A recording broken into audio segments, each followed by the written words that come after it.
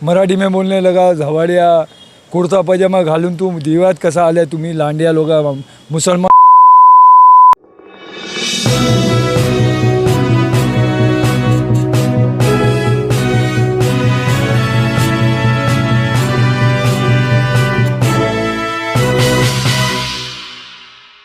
मैं Arif Khan, voice of Hindustan में आप सभी का स्वागत। पूरे देश भर में जब से भाजपा सरकार आई है, हिंदुत्ववादी कुछ लोग जो हिंदुत्ववादी हिंदू संगठन के कट्टर हिंदू संगठन के कुछ लोग जातिवादी करने में सबसे आगे रहे। अब एक मामला पूरे देश भर में जिस तरीके से मॉब लिंचिंग का मामला सामने आ रहा है, एक मामला फिर सामने आया है मुमरा के एजाज कादर शरीफ के साथ। ये मामला इस प्रकार है कि एजाज कादर शरीफ जो है ये ओला ड्राइवर है। ये डोंबिवली से पिकअप लेकर दीवा ईस्ट है रेलवे स्टेशन के ही ठीक करीब, वहां पर आकर वहां पर ड्रॉप करता है। जो पैसेंजर रहते हैं उनको ड्रॉप करने के बाद उसको भूख लगती है तो खाना खाने चले जाता है। खाना वाना खाने के बाद थोड़ा आराम करता है। तकरीबन 2 बजे के आसपास की बात है। फिर 3:30 बजे जो उठता है पिकअप लेने के लिए, जो ओला ड्राइवर का जो डिवाइस पे जो पिकअप आता है, पिकअप लेने के लिए जब उठता है तो मुंह धोने के लिए बाहर जाने के दौरान एक तेज रफ्तार से आने वाली थार है, बताया जा रहा है कि थार है, उसमें एक युवक है जिसका नाम अभी तक पुष्टि नहीं हुई है। बताया जा रहा है कि वो युवक जो है गले में चैन, सोने की चेन और हाथ में सोने का ब्रेसलेट पहन के आया। तेज रफ्तार से आने के बाद अपशब्द करके इस्तेमाल किया, अपशब्द तरीके से इस्तेमाल करके अपशब्द की बातें किया और कादर शरीफ को गाली देकर और कई सारे उल्टे अपशब्द भी वापरे। उसने वापरने के बाद उसको कई तरीके से गाली दी। गाली देने के बाद कहा कि मुसलमान लोग यहाँ नहीं आने का, दीवा में नहीं आने का, और ऐसा करके ऐसे काफी सारे बातें की, जातिवादी की बातें की है इस मामले को लेकर। उस बीच में उनकी बहस हो गई। बहस होने से जो कादर शरीफ है, एजाज कादर शरीफ है, उसको भेरे में से तरीके से पीटना चाहा। पीटने के दौरान वो गाड़ी पे मारना, गाड़ी उसने बचाया। बताया जा रहा है कि बेसबॉल का जो बैट है उससे मारने के दौरान उसके सर पे चोट लग जाती है। चोट लगने से उसका सर फट जाता है। फटने के बाद जो इस पूरे मामले को लेकर टाइगर पुलिस स्टेशन जाता है, तो टाइगर पुलिस स्टेशन का ऐसा कहना है कि वो हमारे जुडिक्शन में नहीं आता है, आप मुमरा पुलिस स्टेशन जाइए। मुमरा पुलिस स्टेशन के जुडिक्शन में आता है। मुमरा पुलिस स्टेशन आने के बाद कादर शरीफ तकरीबन सुबह 5:30 बजे 6 बजे के आसपास मुमरा पुलिस स्टेशन आया। यहाँ से एमएलसी लेने के बाद एमएलसी करके शिवाजी अस्पताल से एमएलसी करके वापस आए। वापस आने के बाद जब वो मुमरा पुलिस स्टेशन आए, तकरीबन 9 बजे से लेकर दोपहर के 3 बजे तक उनकी जो जातिवादी की जो एफआईआर, जो धार्मिक चीजों को जो उसने उल्टी सीधी बात किया, उसको लेकर पुलिस को बताया। पुलिस ने एफआईआर उसकी तहत एफआईआर नहीं ली। 324 और 504 के तहत एफआईआर लेके उसको भेज दिया। हालांकि डीसीपी जोन 1 के सुभाष भोरसे और आशुतोष डोमरे सीपी है, थाना सीपी है, इनको वीडियो भी भेज दी गई थी कि ऐसा ऐसा हुआ है, ऐसी वारदात सामने आई है, मुमरा में ऐसा घटना सामने आई है। तो उसके बावजूद भी मुमरा पुलिस ने एफआईआर दर्ज नहीं की उस मामले को लेकर। 324 504 के तहत मामला दर्ज करके उसको तरका दिया, मतलब भेज दिया कि तुम चले जाओ करके, हम अपने हिसाब से कार्रवाई करेंगे, ऐसा कहकर उसे भेज दिया गया। इस पूरे मामले को लेकर एजाज कादर शरीफ से हमारी बातचीत हुई है। क्या कुछ जानकारी दे रहे हैं इस पूरे मामले को लेकर, इस मुमरा पुलिस स्टेशन में किस तरीके से एफआईआर लेने के तहत एफआईआर नहीं ली जाती है और दूसरी एफआईआर लेने के बाद उसको भेज दिया जाता है। किस तरीके से मुमरा पुलिस का नाम तो पूरे थाना में मशहूर है, किस तरीके से मुमरा पुलिस काम करती है, किस तरीके से नाम करती है, वो भी आप सभी को पता है। इस पूरे मामले को लेकर एजाज कादर शरीफ ने क्या कुछ जानकारी दी, आइए देखते हैं हम इस वीडियो में। सेकेंड लास्ट पिकअप मेरा जो था वो डोंबिवली से दीवा स्टेशन का था।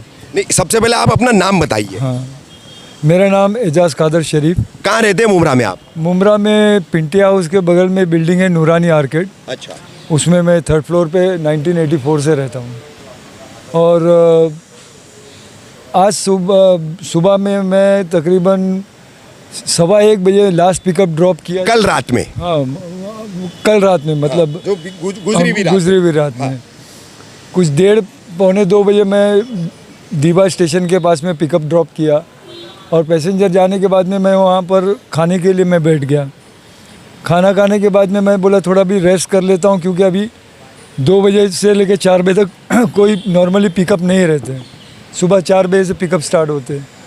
तो मैं गाड़ी में रेस्ट किया मैंने 2 घंटा। उसके बाद में सुबह 4 बजे मैं गाड़ी से बाहर निकला, मुंह धोया अपना और फ्रेश होके मैं, हाथ में बोतल थी पानी की और मैं बिल्कुल गाड़ी के ड्राइवर डोर के बाहर खड़ा था। अचानक पीछे से हॉर्न बजाते हुए एक स्पीड के अंदर जो है वाइट कलर की महिंद्रा थार जीप आई और उसने मुझे मेरी गाड़ी और उसकी गाड़ी के बीच में ब्लॉक किया। अच्छा।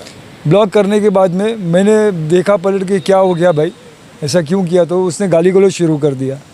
मराठी में बोलने लगा, कुर्ता पजामा घालून तू दिवात कसा आलाय, तुम्ही लांडिया लोक मुसलमान लोकांची मला तुमच्या लोकांना बघून मला मुसलमान लोकांवर खूप घृणा येते मला। अच्छा। हाँ, और मेरे को बहुत नफरत है तुम लोग से। तो मैं बोला भाई तेरा मेरा दुश्मनी क्या है, ना कोई झगड़ा है, ना चलो रोड पे ड्राइव करते हुए कोई आपस में नोक झोंक हुई है। मैं तो 2 घंटे से यहाँ पर खड़ा हूँ और सिर्फ मुंह धोने के लिए बाहर निकला और तुम मेरा लिबास देख के मेरे को लिबास पे और मेरी जात पात के ऊपर गाली गलौज कर रहे हो।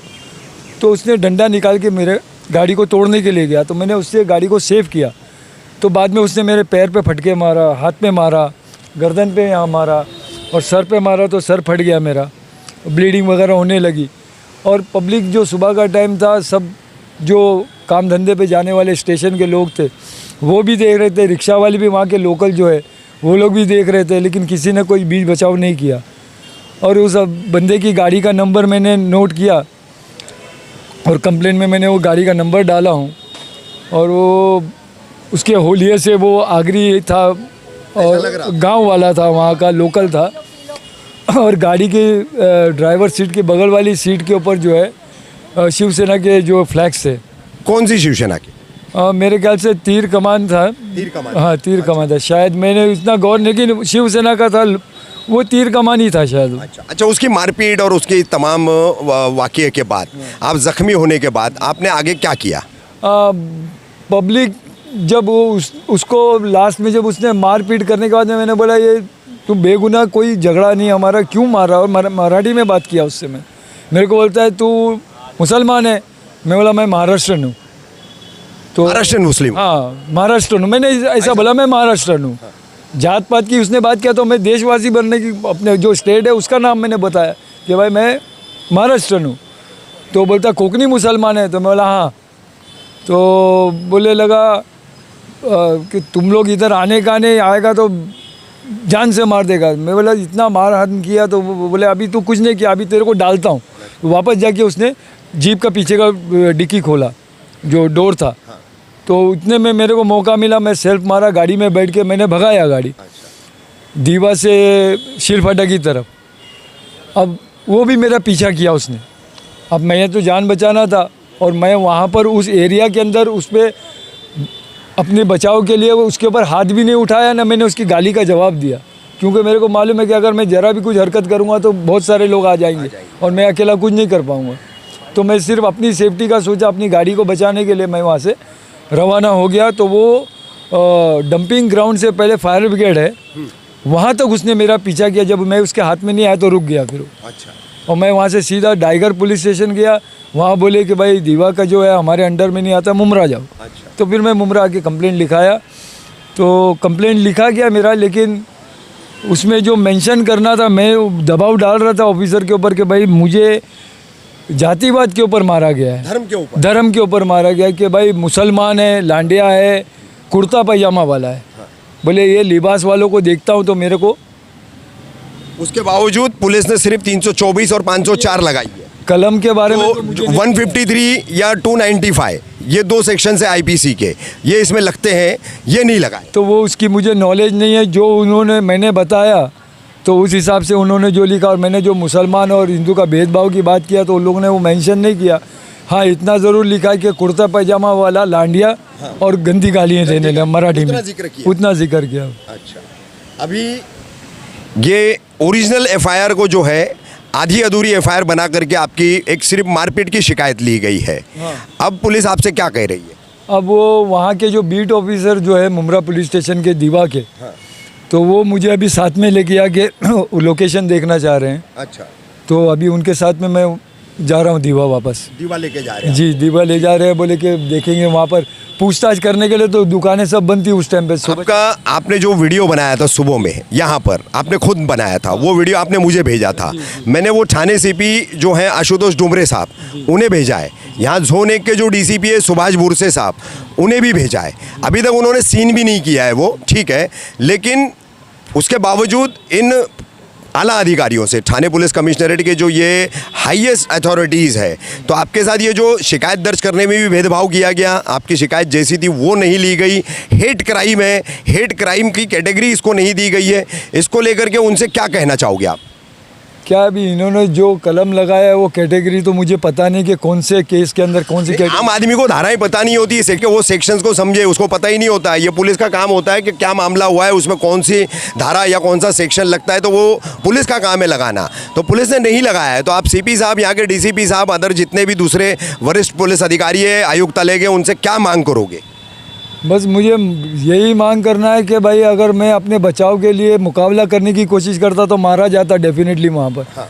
वो लोगों के दिलों में इतनी नफरत है कौम को लेके, जात को लेके, कि मुसलमानों को लेके, तो वो लोग मेरे साथ में कोई भी हरकत करते थे। मेरा सबसे पहले मैंने यही सोचा कि अपनी लाइफ को और अपनी गाड़ी को जो है प्रॉपर्टी को मैं बचाऊँ और यहाँ से किसी तरह कमाने का साधन है। अच्छा, तो अब मांग क्या है आपकी उन लोगों से? बस मुझे ये है कि जैसा मैं पीटा हूँ इस तरह से और लोग नहीं पीटे, क्योंकि हम तो वहाँ पर उन्हीं के लोगों की सेवा करने के लिए पहुँचे थे, उन्हीं के महाराष्ट्र लोगों को हम पैसेंजर को छोड़ने के लिए गए थे, और हमारा तो काम है, कोई जो भी हमको सर्विस पे बुलाएगा तो हम उसको सर्विस देते हैं। अब वहाँ पर जाने के बाद लोगों के दिलों के अंदर भेदभाव है, और वो हमारे साथ में ये हरकत करेंगे कि ये कौम के लोग और ये लिबास वाले लोग दीवा में आना ही नहीं चाहिए।